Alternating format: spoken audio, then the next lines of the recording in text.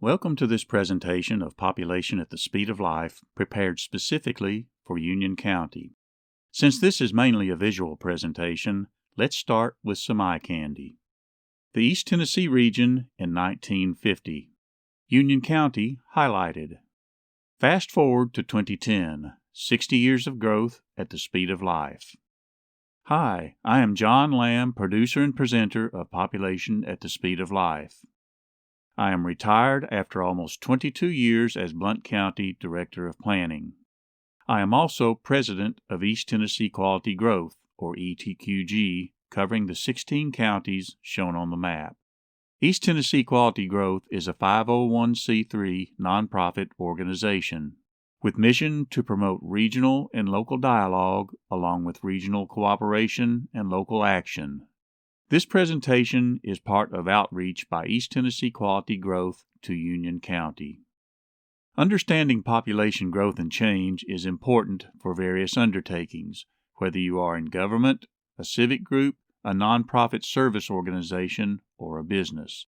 Making analysis vibrant and optimally useful requires more than just presenting data, tables, and graphs. It requires understanding the life dynamics underlying population growth and change, to glean insights from the past, to comprehend the present, and to imagine the future. It can lead to understanding of how we, from all walks of life and in the many roles we play in our community, fit into the dynamics of population growth and change. It also allows consideration of how the values we hold and apply in our lives and in our communities shape the population we and following generations are born into, live and age through, and exit when our time comes. Knowledge is important, but an informed imagination is more important than knowledge alone. My goal is to engage your imagination and inform it as we consider growth and change of our population over more than 170 years. Imagine Union County. Population growth and change. The pattern of single-family residential development can provide a geographical context for the population growth trends to follow. Let's return briefly to the eye candy. Cue into the pattern of residential development in Union County in 1950. Fast forward again to 2010. Union County was part of a larger regional growth pattern surrounding the large city of Knoxville to the south. The growth pattern within the county showed slight gradation from the urban core of Maynardville to smaller places and out to the less dense and more rural parts of the county. Using the most recent available census count in 2010, Union County population numbered 19,109 people. The most recent census estimate showed an increase of 863 people over 9 years. In answering the question of how did we get here, we must look at a trend over time. This was the trend of county population over 110 years, from shy of 13,000 in the year 1900, decreasing to a low of 8,498 in 1960, then growing more than double to greater than 19,000 in the last population count in 2010. Local sources note that the large decrease from 1930 to 1940 may be attributed to the population displacement related to Norris Dam Lake impoundment and the establishment of Big Ridge State Park. There were limited local data for analysis of population dynamics prior to about 1950, but a deeper resource of local data from 1950 onward. We thus clip the graph to focus on population growth dynamics over 60 years. We will return to an important pre-1950 trend later. To understand the dynamics of growth, the difference in population between census counts provides a start. In this initial instance, the county population decreased by 172 people from 1950 to 1960. We can do the same calculations for each successive decade to discover the trend. And we can graph the results as decade population change. Note the variability. This reflected underlying dynamics or changes in the components of growth. The basic components of population growth or change were natural increase and net migration. Natural increase was based on the subcomponents of births and deaths. with positive natural increase resulting from more babies being born than number of people dying, and negative natural increase resulting from more people dying than babies being born. For immediate analysis, summary figures for natural increase were used, reserving consideration of the subcomponents to later. Net migration was the difference between number of people moving into and moving out of the county. For analysis, accounted summary figures for net migration were used, since separate data on underlying flows of people moving into and out of the county were not readily available. We first consider natural increase. We return to the graph of population change shown earlier and add the component of natural increase. The trend showed decrease from 1950 to 1970, and then leveled out to 2010. The peak in the 1950s may be attributed to the baby boom, with substantially more babies born adding to the population than people subtracting from the population by dying. The trend from 1960 onward indicated a steady, net, more births than deaths. However, that masked a deeper trend of aging population with more deaths near the end of the trend. The two phenomena of baby boom and aging population were related, as the large cohort born in the 1950s, along with contemporary older precedent cohorts, aged 60 years into older ages with greater likelihood of death. Across the same time span in the nation as a whole, births showed a variation not evident in summary natural increase. From peak in the 1950s, birth rates and births fell to an initial low in the early 1970s. The large baby boom generation aged through peak fertile years in the late 1960s through the 1970s and 80s and into the early 1990s, resulting in more mothers and more babies even on a continued lower birth rate. Overlapping and following in the late 1980s, 90s, and 2000s, increased international in-migration was concentrated in the fertile years of the subsequent Generation X and Millennials. The number of mothers remained at a higher level on a continued low birth rate, and this kept the number of births up even as the pace of births began to slow and peak by about 2007. Another reduction in birth rate to record lows began about 2008, ultimately leading to recent decrease in number of births at the national level. Where then will the county trend go in the future? We reserve that discussion until later, so that we can turn our attention to the second main component of population change, net migration. Recall the graph of population change and natural increase. There were obvious gaps to be accounted. If we subtract natural increase from population growth, we can account for the differences as net migration. Added here in red, net migration was variable and accounted for much of the variation of population growth. Net migration showed negative trend from 1950 to 1970, with more people moving out of the county than moving in.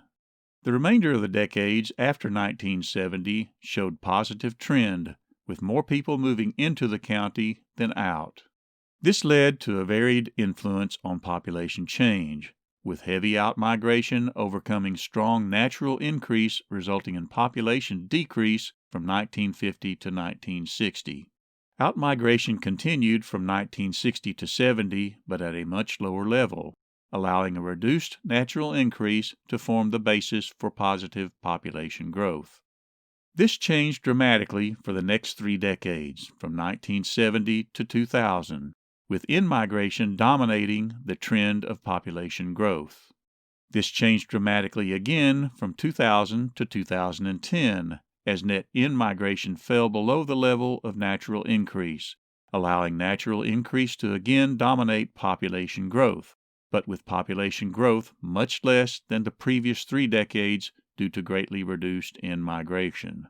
We will return to this later when we look at population trends by age.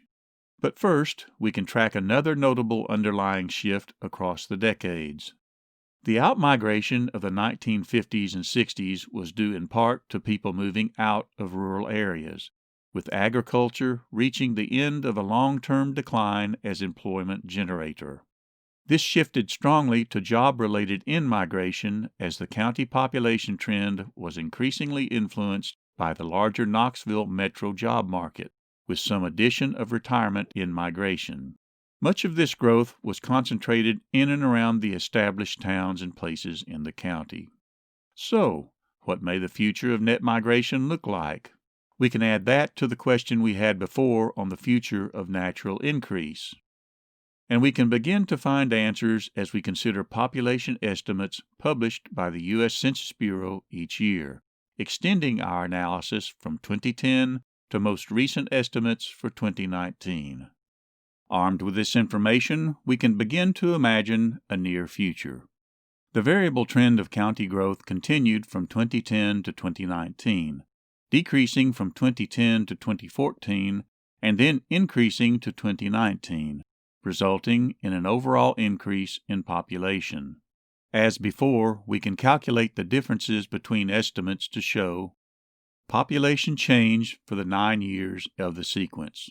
Notice the fall and then rise of the trend. The pattern was highly influenced by variation in net migration, a continuation of migration as the dominant driver of population change identified for previous decades. Now consider natural increase. In previous slides, analysis was limited to summary aggregate figures. The Census Bureau provided a 9-year trend of births and deaths to 2019, allowing us to consider the underlying components of natural increase directly. Consider first the number of babies born into the population each year. The overall trend showed a slight reduction in number of births. The number of deaths showed a different pattern of increase over the 9-year period. Graphing the two together provides a summary basis for calculating natural increase. Note that in the first 3 years of the sequence, births outnumbered deaths, boosting population growth. In all remaining years, deaths were greater than births, resulting in negative natural increase, reducing population growth. Graphing the summary figures for natural increase shows a defined trend, downward from positive to negative. The general flatline trend from 1960 to 2010 broke definitively into negative territory. We can graph population change in the two components together to see a comparative trend over 9 years. This is so close to a full decade that you can almost imagine what the next 2020 census will show. I invite you to imagine a near future. If we assume that the last year of the sequence may be duplicated reasonably in the next year, we can sum components across the 10-year span and graph the result as an estimated projected full decade from 2010 to 2020.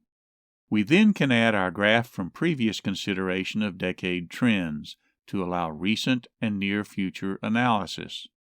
The trend of steady positive natural increase breaks into the negative. Net migration makes a counter-turn to higher net in-migration. The result is a slight decrease of population change compared to the previous decade. Let us challenge our imagination further and consider what a future beyond 2020 may look like. Natural increase will probably continue deeper into negative territory as the baby boom ages fully and deeper into senior years, resulting in more deaths, possibly along with a trend of lower births in the population as a whole. Hard to say where net migration will go. It may increase, or it may decrease, or it may trend steady at an average of the 2 previous decades. Whatever the trend of net migration, the trend of population change may continue to weaken in the future, with strong pull downward of negative natural increase.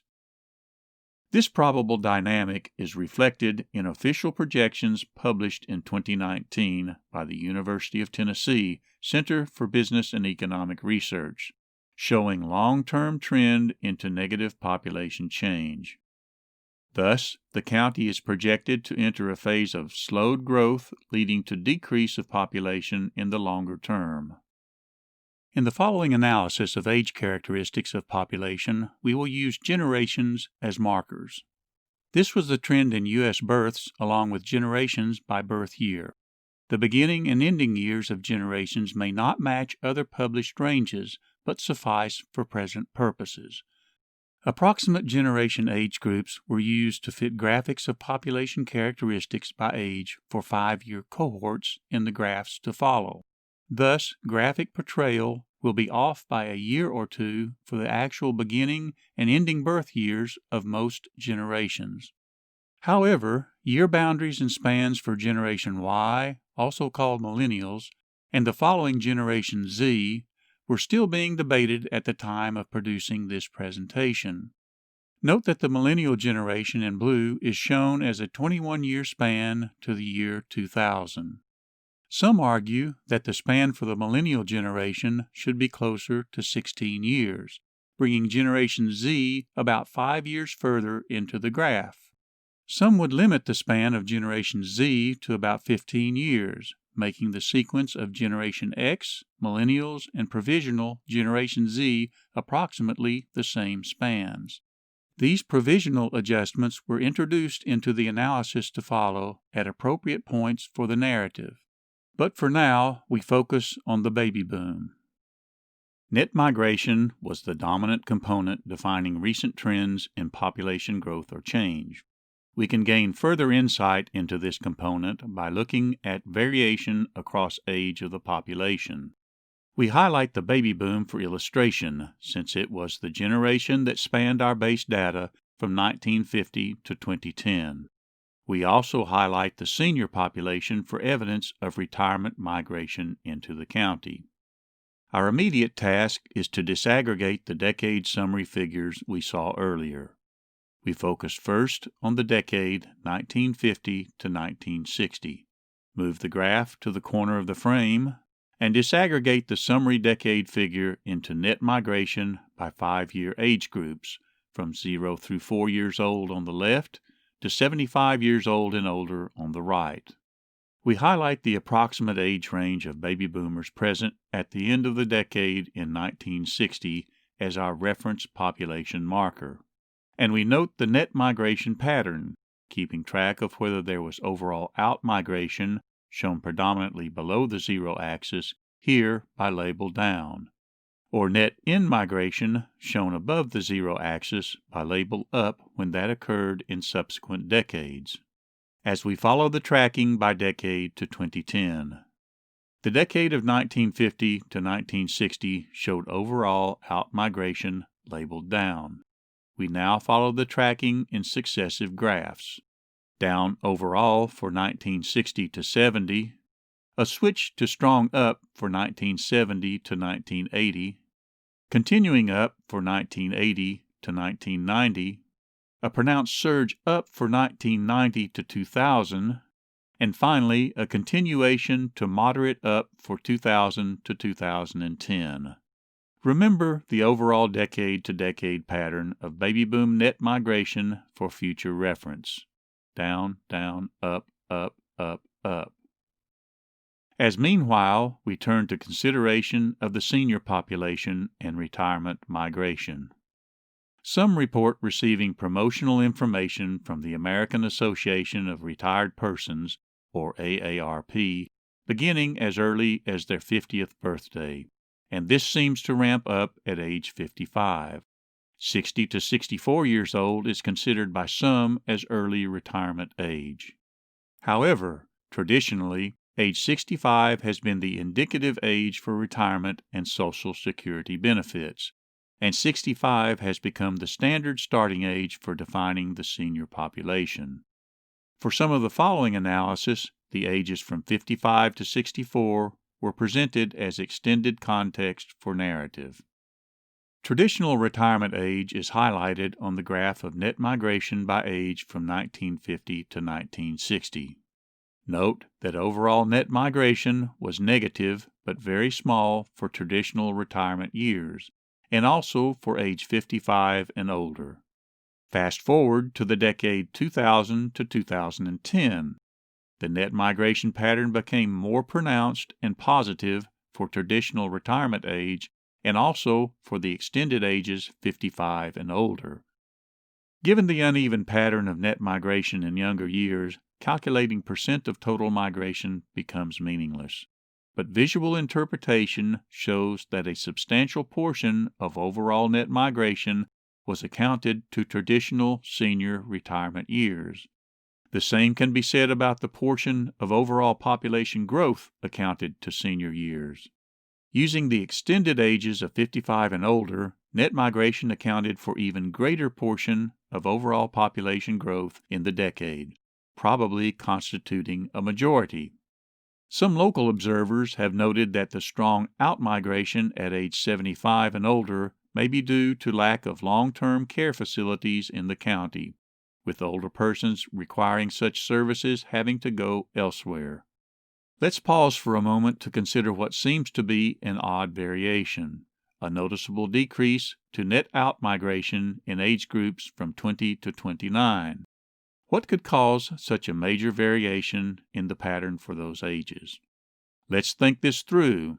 The shift reflects the population ages 10 to 19 in 2000, aging 10 years to 2010, ending as age groups 20 to 29, and showing strong outmigration in the process. Why would this happen? The answer was probably varied and possibly complex. After graduation from high school, some young adults may leave the county for higher education. Some young people may seek opportunity in military service outside the county. What may be more concerning for long-term population trends, those seeking entry-level or junior-level employment may find the county job market limited and seek work elsewhere. Note also the modest in-migration for young children, who were assumed not to migrate on their own, but were probably associated with modest in-migration in young families with adults aged 30 to 39. The remainder of ages showed very weak pattern of migration. This was probably related to the odd growth pattern noted when we discussed major components of population growth earlier, as net in-migration fell below the level of natural increase, allowing natural increase to again dominate the trend of population growth, resulting in population growth much less than the previous 3 decades. Note the concentration of net in-migration at the younger and older portions of the graph. This was not characteristic of international migration. International migration was concentrated in the ages of 20 to 54, mainly toward the younger end of that range, and usually did not contain major retirement migration across international borders, nor did it contain a high level of parents migrating with children from foreign countries. What may not be evident was that most local growth was from domestic migration, or the movement of people resident within the boundaries of the United States.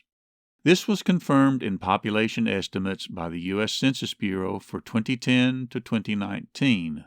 Though varying across the 9 years, at summary total net count, domestic in-migration dominated the trend. Retirement in-migration added to the senior population, but the senior population was increasing in any event due to longer-term demographic transformation. The baby boom again can help illustrate the transformation as we look at the distribution of population by age. Recall the population trend from 1950 to 2010. To see the transformation of population by age, we need to disaggregate total population each census year. We begin with 1950, disaggregating population by 5-year age groups, from 0 through 4 years on the left to 85 years old and older on the right. Note that the distribution of population by age looked like a slightly deformed and flattened pyramid, rotated and laid on its side, with a large young base and a small old apex. Remember this approximate shape for comparisons later. We add the baby boom present in 1950 as our tracking generation, and we track the generation decade by decade across the screen. We note the growth in the age groups as they aged each decade, either down showing decrease in population or up showing increase in population. These directions, down and up for the baby boom, correlated with the downs and ups of net migration identified earlier. We track the baby boom across the screen to 2010, on the verge of entering senior years 65 years old and older. We leave the line for comparison to highlight growth or decrease. Recall now the pattern of net migration we established earlier for the baby boom. Down, down, up, up, up, up, by decade from 1950 to 2010. Watch the blue columns for age groups in relation to the pink comparison line to see migration play out in population distribution and to see the transformation of the distribution over 60 years. We begin with 1950, with net outmigration resulting in a shift down for baby boom population by 1960, followed by the sequence of down to 1970, shift to up for 1980, up again to 1990, and up dramatically to 2000, and finally up moderately to 2010 as the baby boom reached the verge of entering senior years. Note the overall shape of the distribution, with substantial population clustered at the older end of the graph. This was very different from the starting pyramid shape in 1950 and was due in part to net migration. The population transitioned to an older distribution even before the baby boom entered senior years. The relatively large bulge of the baby boom at the time raised concern of impact on future senior population and related programs such as Social Security and Medicare. The popular press and some academic sources had a label for the pending phenomenon, but I prefer to use a more local term: triple whammy. The baby boom was a large generation. It grew substantially by net in-migration over several decades. And something not evident, it was a generation that was surviving longer and thus reaching senior years in greater numbers. This last leg of the triple whammy may be the most important factor transforming population distribution by age from the past and into the future. We will return to this important factor later. But first, let us look at the future senior population in the context of generations aging. This was the distribution of U.S. births by year to 2010, with generations overlaid. We cue on the GI or World War II generation born from approximately 1901 to 1924, and flip the generation sequence as overlay onto the 2010 population distribution by age. We again define the senior years age 65 and older, and age the generations across the screen, decade by decade, projected into the future. Note that the projections to follow assume continued mix of net in-migration and out-migration by age group in the future. Thus the blue columns may increase or decrease as they progress across the screen. We begin with the baby boom on the verge of entering senior years in 2010.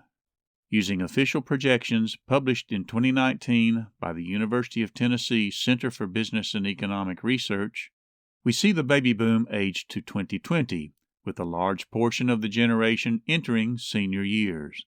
This is the projected situation coterminous with the production of this presentation. Looking ahead another 10 years shows the baby boom fully aging into senior years by 2030. By 2040, most of Generation X will age into senior years, followed by entry of the leading edge of millennials or Generation Y by 2050. By 2060, most millennials, defined as a 20-year generation, will age into senior years. But this calls to the fore the alternative definition of generations, with Generation Z provisionally claiming ages 60 to 64. If we use a 15-year span for Generation Z and age that provisionally defined generation 10 years, we find about two-thirds of Generation Z aging into senior years by 2070. The teens and young adults of Generation Z present today in 2020, including those that may in-migrate into that generation over the decades, will be future additions to the senior population, and will maintain overall population transformation as an older distribution 50 years hence. We can dig deeper to show the trend of senior population growth as percent of total population, to highlight the dramatic transformation of the population distribution over 120 years. This is the trend of senior population from 1950 to 2010 and projected to 2070. The graph shows continuous increase, with a noticeable rush as the relatively large baby boom ages into senior years from 2010 to 2030, and leveling out from 2040 onward. In contrast, the total population shows slowing growth followed by decrease after 2010. Note that with total population decreasing, the proportion of seniors to total population will continue to increase even as the trend of senior population levels out. To gain more comparable summary numbers, we can calculate the percentage of seniors to total population, resulting in a graph illustrating relative growth. The percentage of total population accounted to seniors aged 65 and older rose from 1950 to 2010. The population was aging even before entry of the baby boom into senior years. The pace increases as the relatively large baby boom is projected to age into senior years from 2010 to 2030. As noted before, the decrease in total population, even as senior population peaks and levels out, results in a continued rise in the proportion of seniors. Focus on the 30.39% of total population in 2070. As this relates to the projected population distribution in senior years by 2070. Ask yourself if this percent will decrease in the future. If total population and younger generations continue to decrease or level out in future decades, the percent of population accounted in senior years probably will not decrease much, if any. The distribution of the population at that time will have momentum to maintain a high percent of senior population well into the future. This leads to an important conclusion. The present baby boom is just the leading edge of an enduring transformation in the age distribution of our population, and the transformation will span many subsequent generations, continuing a high percent of seniors to total population well past the turn of the next century. It is not, as the popular press labels the transformation, a tsunami. It is a persistent sea rise that will last for a long, long time.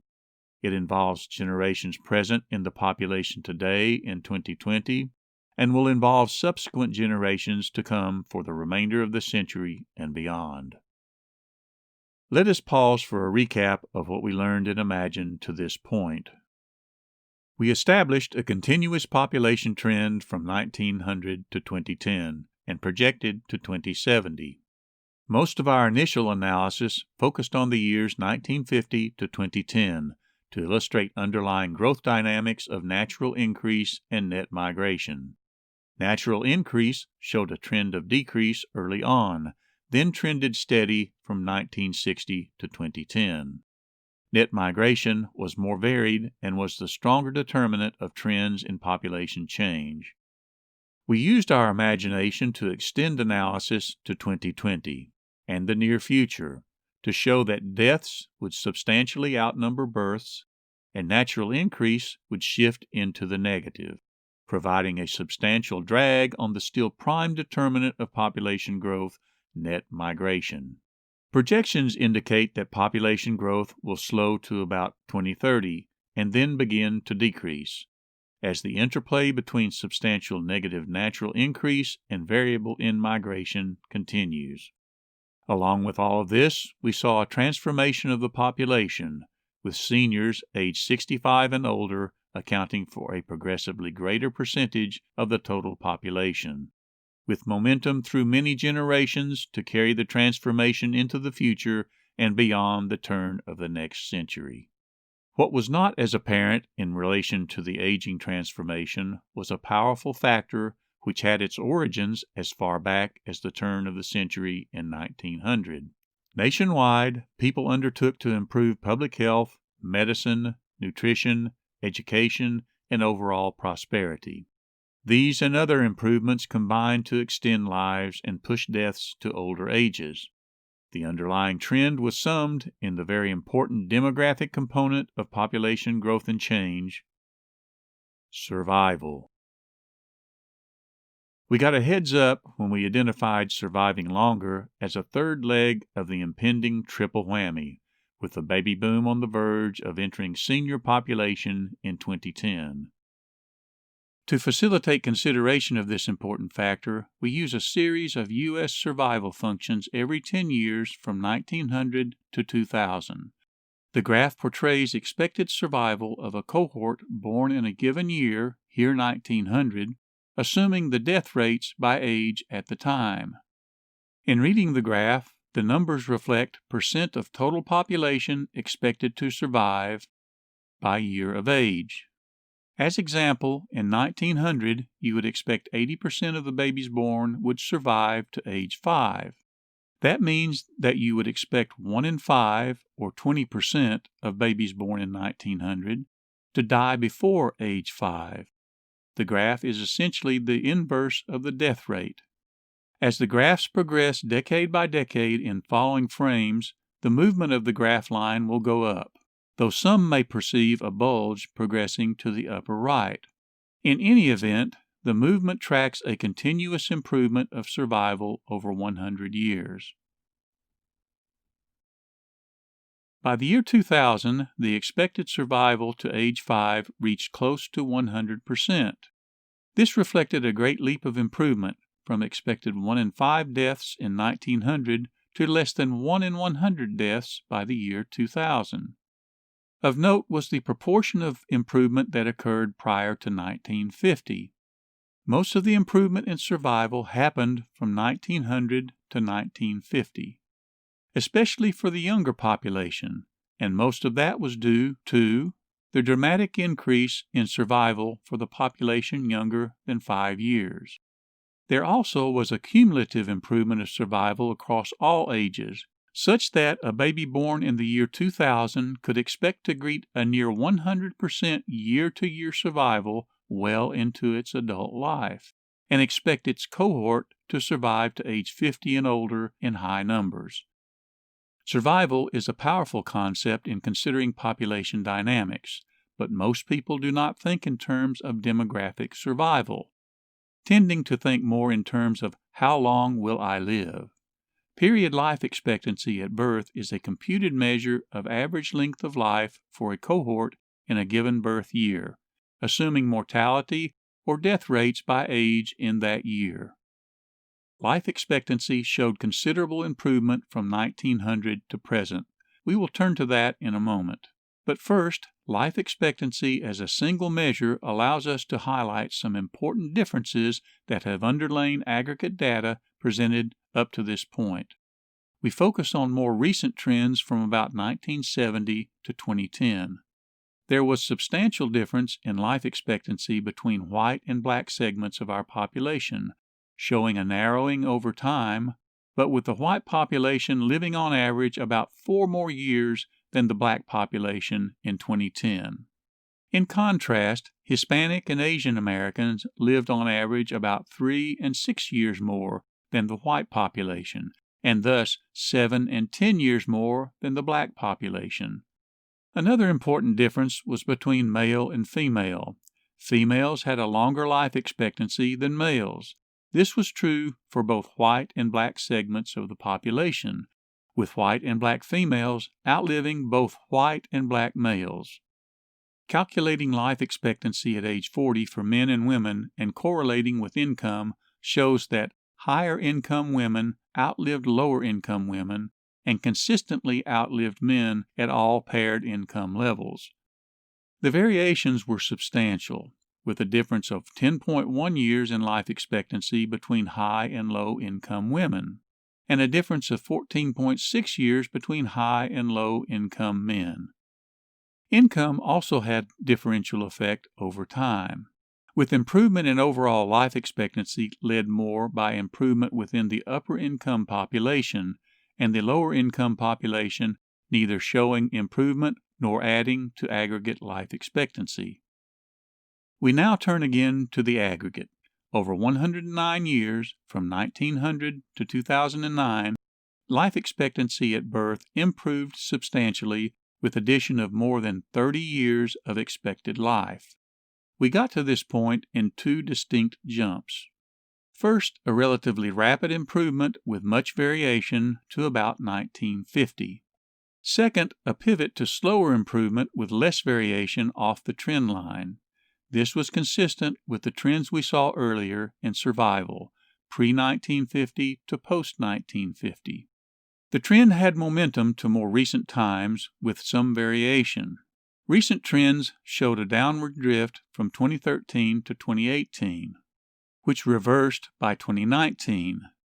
But just as the flu epidemic in 1918 temporarily affected life expectancy at the time, so may the present epidemic of COVID-19 also cause a temporary variation through increased deaths. However, the longer-term trend will probably continue improvement, with projected addition of 10 years by the turn of the century. Might the projections be conservative? Can the future hold more? Some note that ancient text describes the present situation fairly, with range of expected life from 70 to 80 years. However, other ancient text provides a different perspective, with ideal of 100 years or more for expected life. Assuming successful breakthroughs in medicine and aging research in the near future, we may be on the cusp of that ideal. And some speculate that many in the youngest generations present and being born today may routinely live to 100 or even 120 years old. Not only would this maintain the transformation of our aging population, but also may intensify it in the future. To this point, we have focused on the interrelated dynamics or mechanics of population growth. I want to switch gears now and focus on other less obvious factors. Imagine values and purpose as important underlying factors driving population growth, particularly the value of health. Health is important in sustaining survival and lifespan, and is thus important in the life dynamic of population growth. Health is a central value and may be broadly defined. The profession of public health often refers to an aspirational definition that dates back more than 70 years. Health is a state of complete physical, mental, and social well-being, and not merely the absence of disease or infirmity. The profession of city and county planning also incorporates health as part of its purpose, exemplified in the purposes of the general plan defined in Tennessee state legislation dating back almost 100 years, to best promote the health, safety, morals, order, convenience, prosperity, and welfare, often shortened to health, safety, and welfare. Welfare was an old term that developed different meaning over time. The broader term well-being from public health may serve better in present discourse. We noted earlier that life expectancy varied by gender, race, and income. This was related to variations in health and well-being, and also showed broad geographical variation. In particular, the South, as context for East Tennessee, ain't too healthy. Tennessee and many other southern states fall below the national average for life expectancy. Tennessee ranks down 45 out of 50 states. The reduced life expectancy of Tennessee population is related to incidence of obesity and inactivity. Obesity and inactivity are linked to higher incidence of serious diseases that can lead to earlier deaths and thus lower life expectancy. The incidence of obesity in Tennessee showed a dramatic shift over the years, being less than 10% of the population in 1985, jumping to greater than 30% by 2010.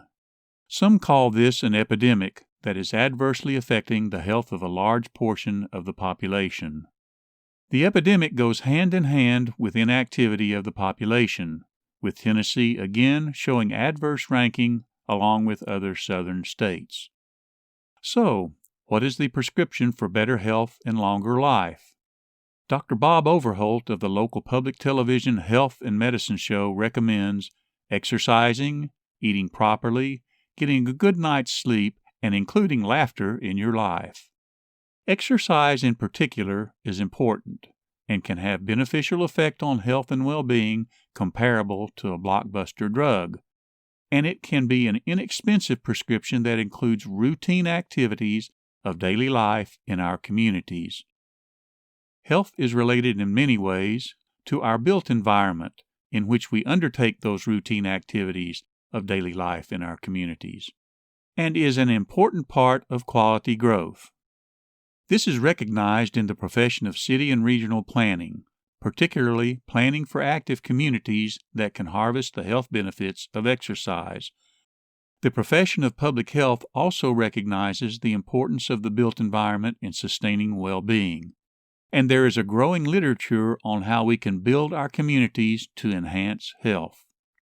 The Tennessee Department of Health has recently launched a built environment and health program which recognizes that how we build our communities is tied to primary prevention of disease and infirmity. Let us now tie things together and exercise our imagination. Imagine generations connected, with each older generation improving well-being and survival, and improved well-being and survival progressively greeting each new generation. We start with the survival curve for 1900 and overlay generations of interest at the time.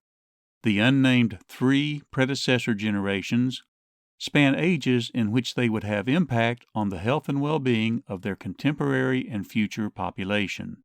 The named lost generation was too young to have much impact at the time, but would come of age during World War I to take their literary moniker and impact in the next century.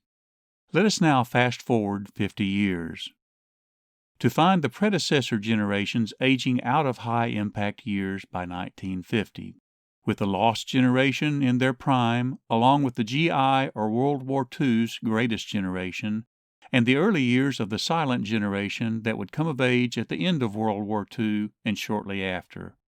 Over 50 years, these generations were instrumental in the big jump in survival to 1950, which greeted the baby boom. The accomplishments of at least 6 previous generations boosted the health, well-being, and survival chances of the large new generation being born around 1950. In recognition of improved health and longevity, let us expand the high-impact years to age 85, and again fast forward another 50 years. By the year 2000, the first 3 predecessor generations passed off the graph. The lost generation and the leading edge of the GI generation aged through and out of high-impact years. The silent generation, the baby boom, and Generation X aged into their prime high-impact years. These generations built on the improvements from previous generations and improved by another 50-year increment the health and well-being and survival of the population. The new Generation Z, in provisional age span, was greeted by a small incremental improvement from 1950 to 2000, less it would seem than that which greeted the baby boom in 1950. However, the full story was the cumulative effect over 100 years, which improved well-being and survival such that almost all of Generation Z survived to age 5, and faced much improved expected survival well into future old age.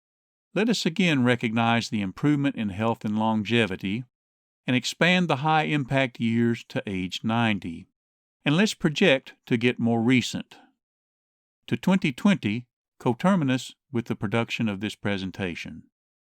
We can add the provisional adjustments to Generations Z and Y, or millennials, and show a new generation that some are calling Alpha. In recognition of recent activism that focuses on the awareness of youth for their own well-being and probable improvements in survival and longevity at older ages, we can expand the years of impact to encompass ages 15 to 95 and include much of Generation Z, Millennials or Generation Y, and Generation X, the baby boom, and the silent generation, all of whom stand to improve their own well-being and the well-being of generations to come. We can get a sense of the generational relationship by overlaying the first generations present 120 years prior in 1900. In relation to the baby boom, the links between health and well-being and improvement to survival spanned at least 7 generations. This may challenge our thinking to consider a much expanded time horizon for contemplating our important work at hand. We are the first generation of more generations. Just as our predecessor generations improved our well-being, so we have the potential to improve the well-being of our 7-generation span. Our goals need not be limited to ourselves, our children, and grandchildren. Our goals may rightly consider even our great-great-great-great-grandchildren. What we do today, what we build today, can outlive us by many generations.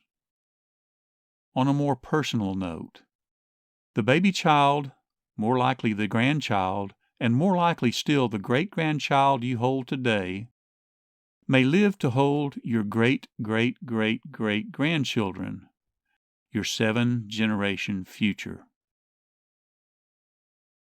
I invite you to imagine that this is our quest: health, safety, well-being, survival, quality growth, both of a healthy population and of a healthy built environment to support that population. And our communities will be better for this, for us, and following generations, to live long and prosper and be well. Imagine that. This presentation is an outreach of East Tennessee Quality Growth to encourage regional and local dialogue, along with regional cooperation and local action. Thank you for imagining with me.